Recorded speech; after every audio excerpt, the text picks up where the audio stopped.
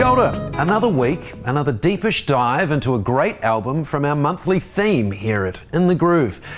My name's Ed, I'm down here at Studio One Vintage Guitars, and this month we've been dipping our toes into the indie folk pond. So here's one more for you, with thanks to onvinyl.co.nz, an Aotearoa owned and operated portal of curated vinyl in pristine condition. So without further ado, let's check out a true indie folk classic of the modern post-pandemic world. An album simply called Songs and Instrumentals by the extremely talented Adrianne Lenker. Now, from what I've read, it would seem that the early years of Adrianne Lenker's life were spent in a Christian cult in Indianapolis before her parents split the scene and took the family to Minnesota, where they lived in a few different cities. At only 8 years of age, Lenker wrote her first song, and by 13 had amassed enough material to record an album. She dropped out of high school at 16, but thanks to Susan Tedeschi's recommendation, earned a scholarship at the Berklee College of Music. A few years later, she would twice serendipitously meet her future musical partner and at one stage husband, Buck Meek. Together, they formed the nucleus of Big Thief, a prolific, ever-touring, vibey indie folk rock band that has released 5 albums to critical acclaim. Enter stage left, COVID-19, to put a stop to Big Thief's annual routine of touring. Roni caught the group on European soil plying their wares. So Lenker, like everyone else on the globe, was forced to stay inside and away from others for a few months. Joined by an engineer armed with a modest vintage 8-track tape setup, she set about recording a flowy, ambient-rich acoustic folk album.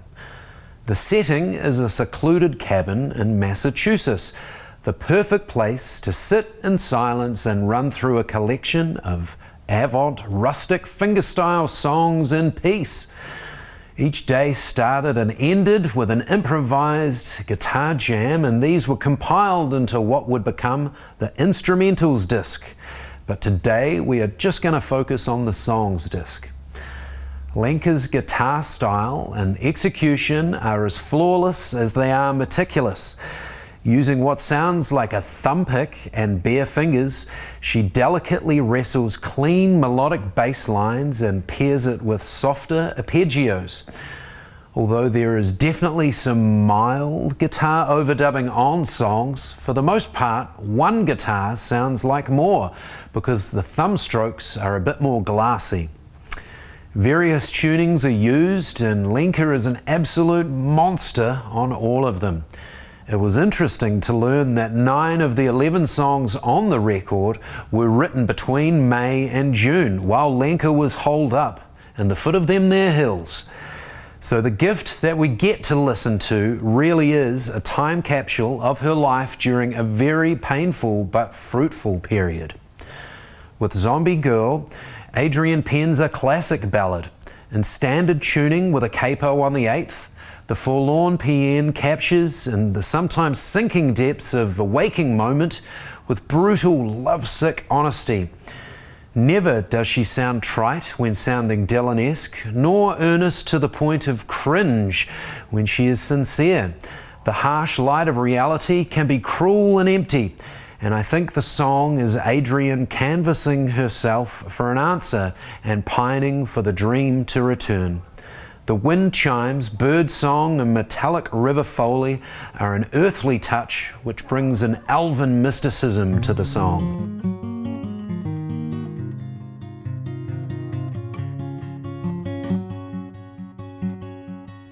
On the opener, To Reverse, Adrianne plays fingerstyle at a bit of a clip and standard tuning, capo on the 6th.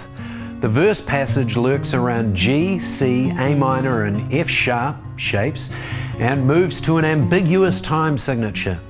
The lyrical phrasing leads the way and the guitar follows through what feels like 2/4, 3/3 and 4/4, all while a simple percussive element keeps time.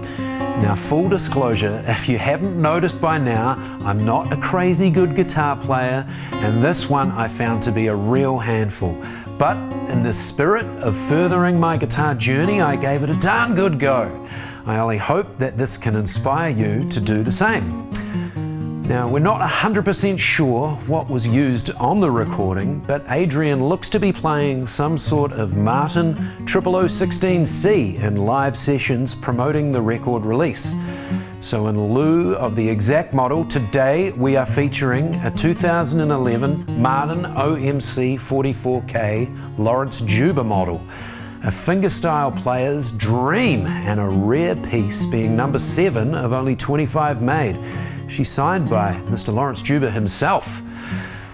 On Not a Lot, Just Forever, Adrianne goes to town on double drop D flat tuning, which goes D flat, A flat, D flat, G flat, B flat, D flat. The sweeping arpeggios have a harp-like quality, and it's one of the most intimate songs on the record and contains the arresting verse, "And your dearest fantasy is to grow a baby in me. I could be a good mother, and I want to be your wife, so I hold you to my knife, and I steal your letter." Her pining vocal delivery teeters on the edge of fracture when singing the chorus. She is disparaging of herself, and the song has a subtle hint of sarcasm to it. I guess we are inevitably asking the world of somebody. We want them to stick around and share a life, but if we utter how much we want that and what forever means, we run the risk of scaring them off. On songs and instrumentals, Adrianne Lenker concocts an intoxicating world of acute heartbreak balladry and repairs her soul in the woods during a period of worldwide uncertainty. If you're a fan of Nick Drake or Joni Mitchell, then this will definitely be up your alley. My suggestion to you is to listen to the album on headphones, where the intimacy of the songs is omnipresent and the elven fragility in Lenker's voice is palpable. So, with that, we have journeyed month-long through the world of indie folk and have barely tickled the toes of the wondrous genre. I've learned that intimacy and honesty are inherent characteristics of the style, and acoustic musicianship is the bedrock of a good folk tune. Next month, we have a bit of a free-for-all. With the steady guiding hand of onvinyl.co.nz, our theme will be artists of note. What will we be listening to? You'll have to join us to find out. Hi there, everybody.